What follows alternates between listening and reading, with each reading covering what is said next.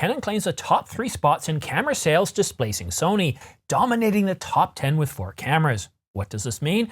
Details coming up, but first I encourage you to subscribe and choose all notifications so you're kept informed on the latest camera gear, news, and rumors. BCN ranking shows off the top 10 camera models sold in Japan from January the 1st to March 30th, 2022. The ranking includes mirrorless, interchangeable lens camera sales. DSLRs and fixed lens cameras aren't included. In the first 2 spots, we have the Canon KISS M2 zoom kit, the white one and the black one, and in third place, we have a full-frame camera, the Canon EOS RP with the RF 24-105 image stabilized STM kit. Sony shows up in 4th place with the a6100 and 5th place with the a7 IV. In 6th, we have the Olympus Pen EPL10 EZ zoom kit, followed by another Canon camera, the Canon KISS M zoom kit in white. In 8th place, we have the Sony a6400, followed by the Nikon Z50 in 9th, and last, rounding off in 10th place, the Lumix G100 zoom kit with a tripod grip included. So is Canon now king of the mirrorless world of camera sales of interchangeable lens cameras? In a recent analyst call, Canon stated their goal was to dominate the mirrorless world. Have they already achieved this? No, let's address the data. Sony is struggling to get cameras made like everybody else. The Sony a6100, the a6400, the ZV-E10, and the a7C have been selling very well, but Sony has suspended production of these units recently in favor of other cameras, hurting sales in this segment. While Canon dominates the interchangeable lens camera market with close to 50% market share over the last few years, with Sony in second and Nikon in third, the details show a slightly different picture. This slide shows 2019 data. Canon is in first place with 45.4%, up 2.4% over the previous year. Sony also up 0.9% to 20.2%, and Nikon in third place with 18.6%, down 1.6% over the previous year. Fast forward 1 year, and we can see 2020 data with Canon increasing their lead to 47.9%, up 2.5%, Sony up another 1.9% at 22.1%, and Nikon down a staggering 4.9% to 13.7%. But when it comes to mirrorless sales of interchangeable lens cameras, Sony dominates. In first place, Sony has 1.65 million units shipped worldwide. Canon in a distant second place with a commanding 940,000 units, Fujifilm in third with 500,000 units, Olympus 330,000 units, and Nikon in a distant fourth with 240,000 units. And of course, if we look at the individual numbers for DSLRs, we can see that Canon is the clear winner here with 4.16 million unit, and Nikon in a very, very far distant second place with 1.73 million, Sony with 1.66 million, and Fujifilm with 500,000 units. So what does all this mean? Well, what it means is that Sony's been producing mirrorless cameras long before they were fashionable and long before people were giving them rave reviews. Canon and Nikon have been very, very slow to the mirrorless world. Canon was the latest, coming in 2020. Well, actually, we had the EOS R back in, what was it, the final quarter of 2018, the EOS RP in the first quarter of 2019, but these were considered, well, rather lacking.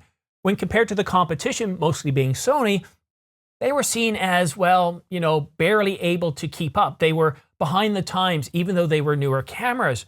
It wasn't until 2020 with the announcement and release of the Canon R5 and the R6 that Canon mirrorless sales have really taken off.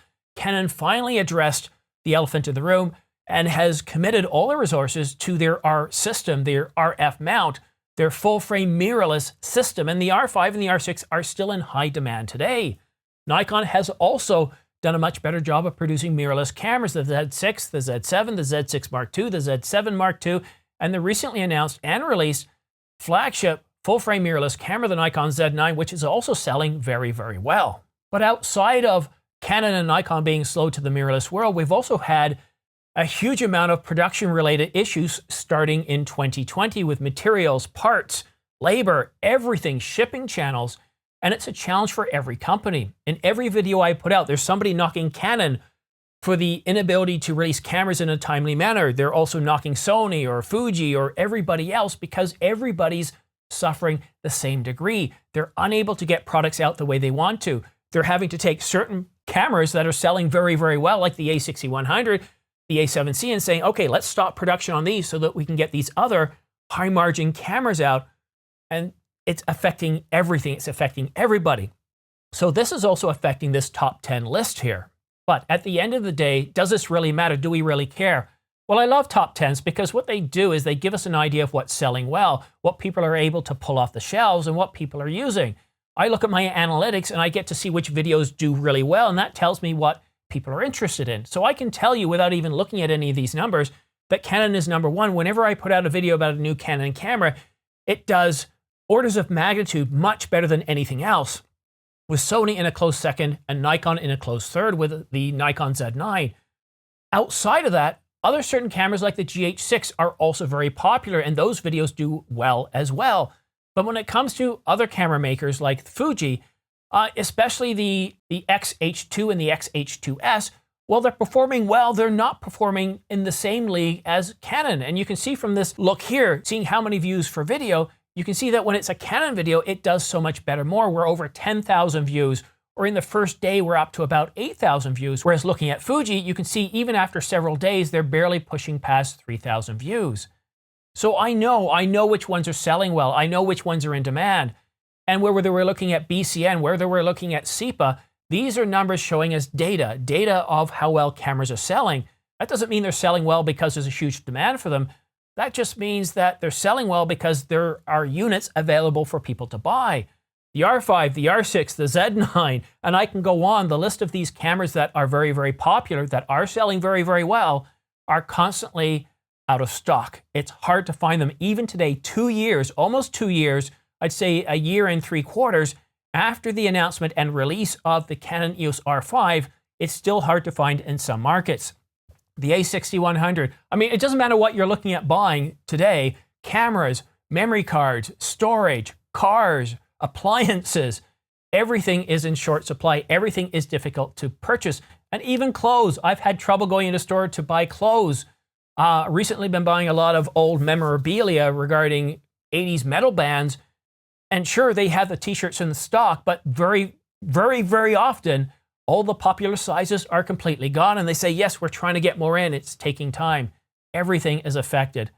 So while I do like looking at these top 10s, these top 5s, it gives me some information as to what's moving, what people are able to purchase. But it in no way indicates here in 2022 the health of certain companies. Yes, they do need to push a certain amount of units, lenses, cameras, and other supporting accessories. But at the end of the day, does it really indicate what the true demand is for these cameras, these lenses, and accessories? No, it certainly doesn't. Since you're still around, you're obviously interested in this content, I suggest going ahead and subscribing and choosing all notifications. The reason to choose all notifications is so that way, as soon as I publish a video, you'll get notifications, so that way you'll stay up to date on the latest camera news and rumors like these top 10 camera rankings. But that's it for now. Thank you so much for watching. We'll see you again soon.